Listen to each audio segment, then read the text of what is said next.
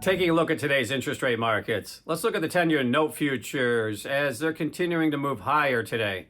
10-year note futures higher for a fourth consecutive session, and today we're looking at the futures market just shy of that 109 handle, 108.29 in the futures market currently.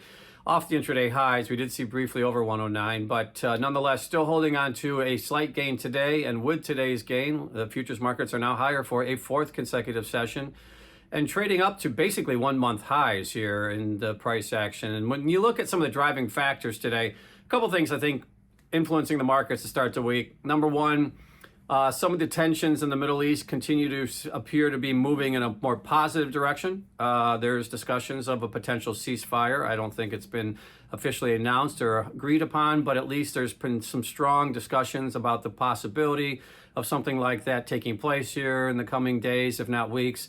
So I think that's one factor. Couple that with a less hawkish Fed. At least that's how the market's interpreting the Fed message from last week.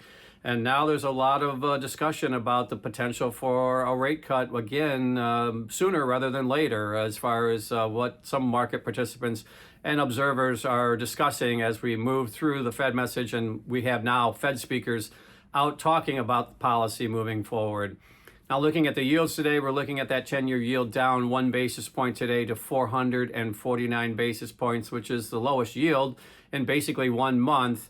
And the yield curve is slightly more inverted today. And what I mean by that is we're seeing some selling pressure on the short end of the curve, moving those yields slightly higher.